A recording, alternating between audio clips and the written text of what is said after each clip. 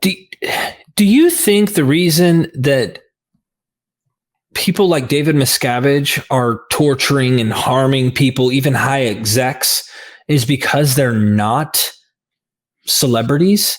It's interesting that you have people who are running the shows on so many levels within the cult. These are important people, yes. But in David Miscavige's mind, they're expendable. Yet celebrities aren't, it seems. And the only ones, I guess, that he would go out of his way to probably try to attack or, defend would be those who become SPs speaking against the church. But I don't even think he publicly does that. So why do you think that is? Do you think that there's a sense in which he is doing what Hubbard was saying to do, and that is latch onto the celebrities and make them gods in your movement? Who cares about Mike Render? He's not no celeb. Who cares about you, right? You're not a celebrity.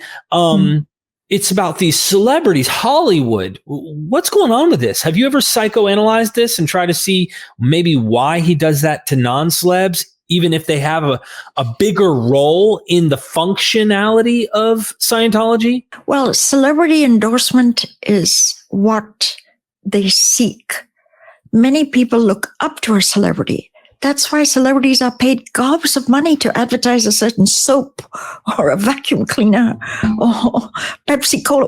Why do they use a Michael Jordan? Because people look, Michael Jordan drinks Pepsi Cola. Maybe I'll switch from Coca-Cola. Mm-hmm. So people look up their influencers. Celebrities influence people. That's a new word being juggled around a lot on the internet and TikTok. Influencer, right? The influence.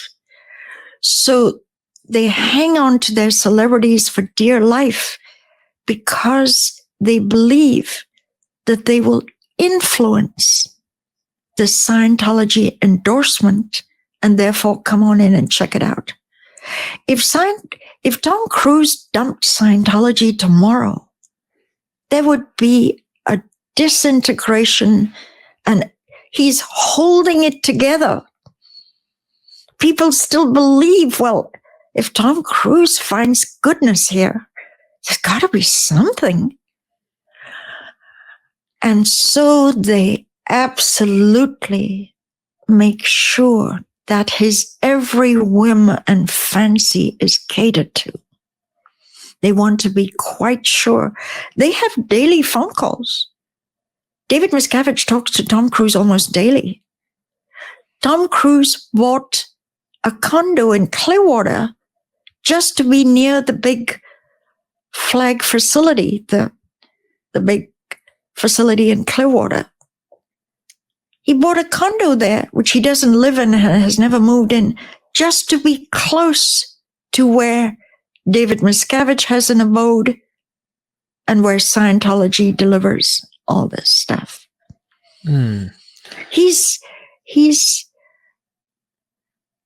Tom Cruise has only seen a certain version of Scientology. I dare Tom Cruise to go into that prison or the RPF, the prison program, to knock your senses. Now, you asked an interesting question. Why does David Miscavige act like this to his top execs? Why does he carry on like that? Because he's a lunatic. Simple answer, he's a lunatic. He's a thug, a street thug. He never even got a GED. He came from the streets and I did tons of videos with his father, Ron Miscavige, tons every month for like 3 years. He's passed, R.I.P., Ron Miscavige. David Miscavige was a brutal thug. He punched children in the neighborhood. He was always a bully. He had a self-consciousness that he was a sort of a little more than a dwarf in height. And he made up for his short, stunted growth by being savage and brutal. And he formulated a modus operandi in his mind the guy who screams the loudest and is the most violent rises to the top and becomes the leader. That's the mindset of Miscavige. And it really worked in Scientology. He was the most brutal. He was the most feared. He would body slam people and hurl, and other staff were scared.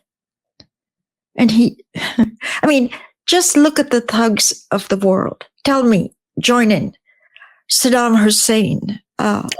We could Russian. go Napoleon, or you could go to obviously Hitler. You can go to all sorts of people who made up for their small size or their speech impediments or their difficulties. But what really shines when we start listing this off as David Miscavige fits it, and I'm going to say it in a funny cliche way, but I think there's truth to this. David Miscavige is Tom Cruise's daddy. Who is your daddy and what does he do? Mm-hmm. That's it. That's a good guy. Tom never had a father. His father walked out and abandoned. So a strong, powerful male that just enables him and showers him with good. Do you know Tom Cruise's real estate, his hangars? A hangar is where you park your private planes. It's an airport, HANGAR. His hangar at the airport, his private property in Oregon, all of this was pimped upward and upgraded by Sea Org slave labor. So the cult got a 501c3 for religious benefits, supposed to give benefits to the community and the culture. Benefits. But the benefits were given to movie star Tom Cruise. Did you know that? All that slave labor?